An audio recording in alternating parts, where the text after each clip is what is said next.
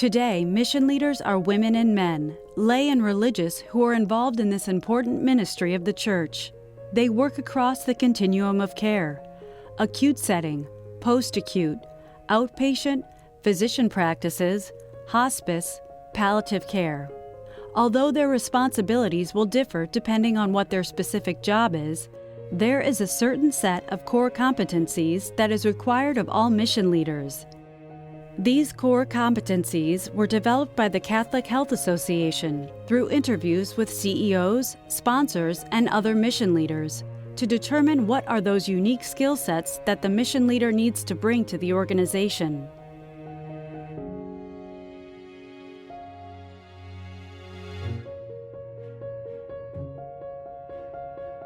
When we think about mission leaders, there's a good set of personal qualifications that we ought to be looking for.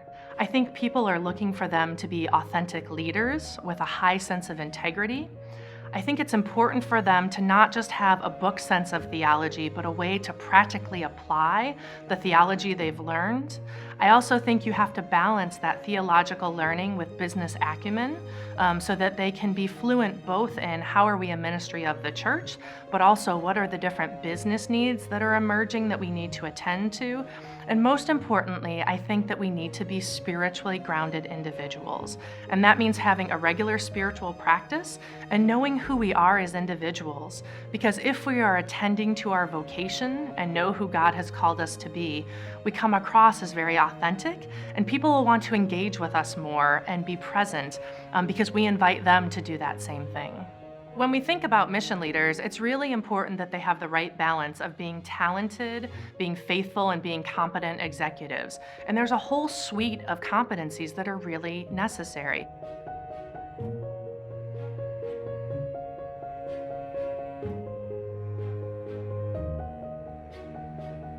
I think it's really important that mission leaders can relate across the organization, both horizontally and vertically. And I think the best way mission leaders can do that is when they can translate the language of the mission, identity, and values in terms that other people can understand and relate to. And that they can do that, and that makes meaningful connection to one's own role in the daily work that they do. When mission leaders can really articulate that, and really connect their words with their actions, then they really begin to inspire others to want to do the same, which I think is at the heart of being a servant leader, is when we can both embody in our presence, in our words, and in our actions in such a way that it really brings our mission and our values and our identity alive. I think mission leaders as healthcare executives are equal and a vital member of any leadership community, and particularly of the senior leadership community. We are healthcare executives. Not only does our academic and professional training prepare us for that, but also our vocation and formation as well.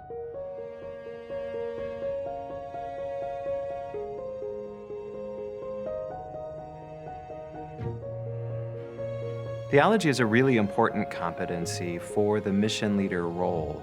Having a background in the Catholic theological tradition is an important voice, particularly as Catholic healthcare continues to rely upon lots of different people from different backgrounds and different ways of life to enact our ministry. We need somebody who can bring a clear voice to the Catholic tradition. How is it that we help foster and promote a just healthcare system, and that we are a just organization? Having a knowledge and understanding of the Catholic social justice tradition is a really key part of being an effective mission leader, to be that voice for the rest of the executive team as the organization goes about strategy and developing and or at times withdrawing from certain service lines and ministries. We need to be able to do that in a way that preserves our integrity as an organization. Understanding Catholic ecclesiology also helps us in our relationship and acting in communion with the church. How is it that we continue to foster good relationships with the local ordinaries in the dioceses in which we enact our ministries? That's a really important role that the mission leader can bring.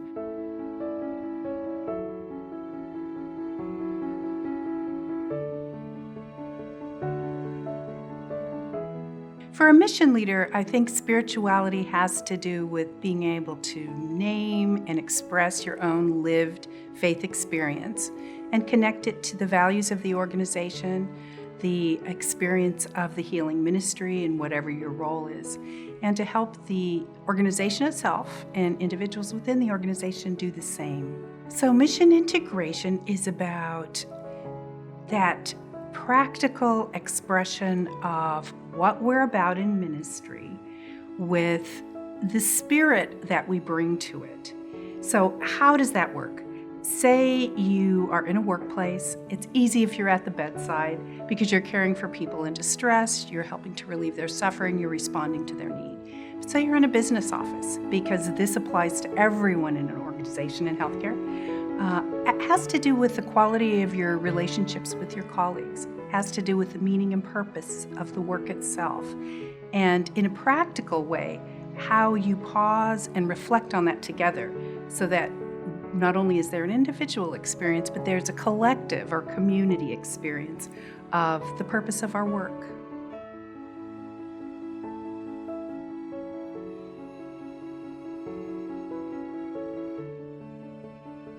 Among the many responsibilities that a mission leader has is the responsibility for ethics in the organization. He or she is not the only person responsible for ethics. She shares that responsibility really with everyone who agrees to be part of this Catholic healthcare organization.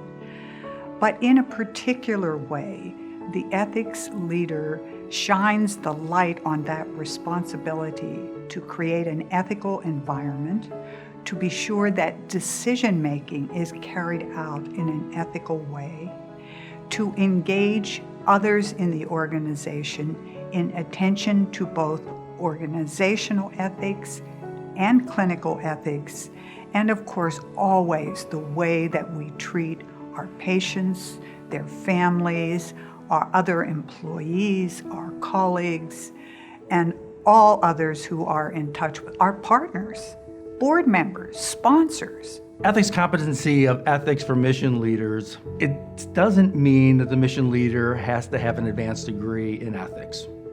What it does mean is that they have to have enough knowledge of ethics and how it functions within Catholic healthcare to lead that function.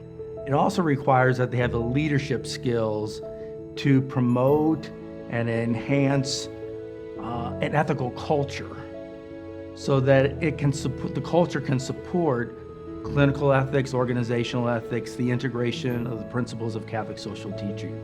So both a basic knowledge and the leadership skills to integrate it is what's critical to the role.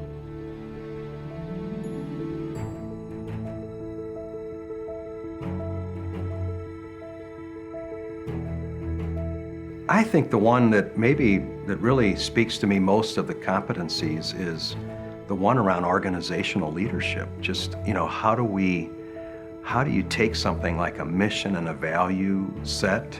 How do you take the ministry of Catholic healthcare and ensure that that's unfolding in a way that's meaningful and fluid and applicable in an organization that's made up of people of all kinds of faiths, all kinds of experience, genders, age groups, nationalities, experience sets.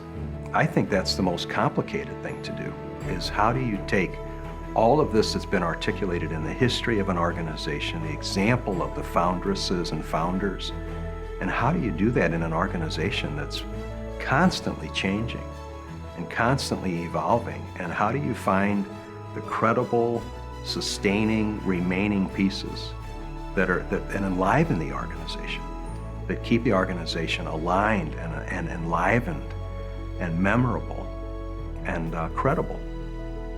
When I look at the competencies as articulated by CHA, I think they really are summarized in saying that a mission leader is a translator. The mission leader, to me, translates the history, the message, the strategic direction in ways that are credible and memorable. No one has a mastery of all of these competencies when they begin as a mission leader. Through development, formation, and mentoring, the core competencies serve as a roadmap for mission leaders to grow into this executive role.